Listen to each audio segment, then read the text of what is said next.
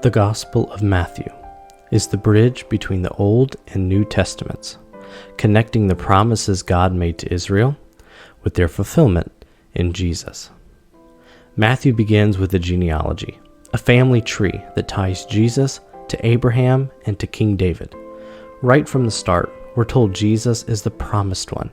His birth fulfills ancient prophecies, including Isaiah's words about a virgin giving birth to a son called Emmanuel, which means God with us.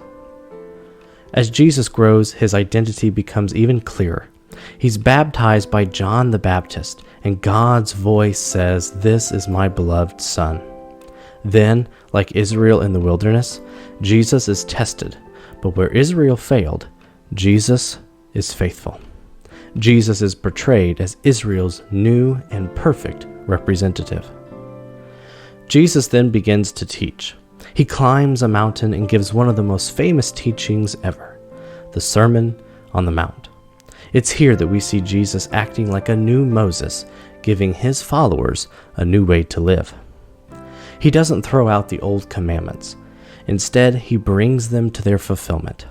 When he says, "You've heard it said, but I say to you," he's calling people to go beyond rules and into the heart of them, toward love, mercy, and forgiveness.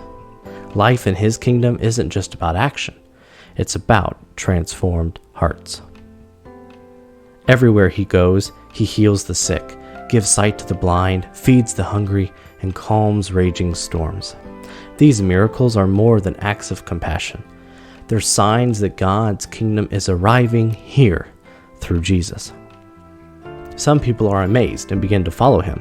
Others, especially religious leaders, start to feel threatened. The crowds grow, but so does the conflict. In the middle of the story comes a stunning moment. Jesus takes 3 of his disciples up to a mountain. There he's transfigured. His face shines and his clothes grow white. Standing beside him are Moses and Elijah, 2 of Israel's greatest prophets. Then, once again, God's voice is heard. "This is my beloved Son. Listen to him." This moment makes it clear. Jesus isn't just part of the story. He's the one the whole story has been leading to. After this, Jesus begins his final journey to Jerusalem. He enters the city to shouts of praise, but he knows what lies ahead. He confronts injustice, cleanses the temple, and challenges the hypocrisy of the religious elite. Then the tension reaches its peak. Jesus is betrayed, arrested, and handed over to be crucified.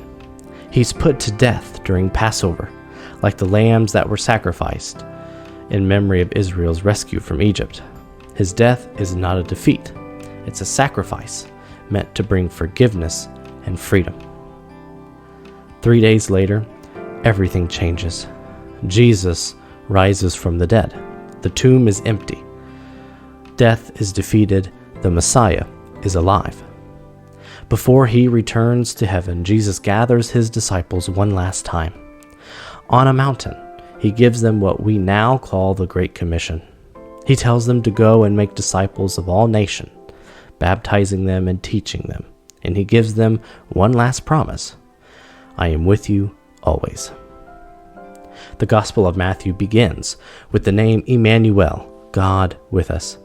And it ends with the promise that Jesus is still with us. From beginning to end, this book shows us that Jesus is the Messiah who fulfills every promise, the teacher who transforms lives, and the Savior who brings God's kingdom to earth.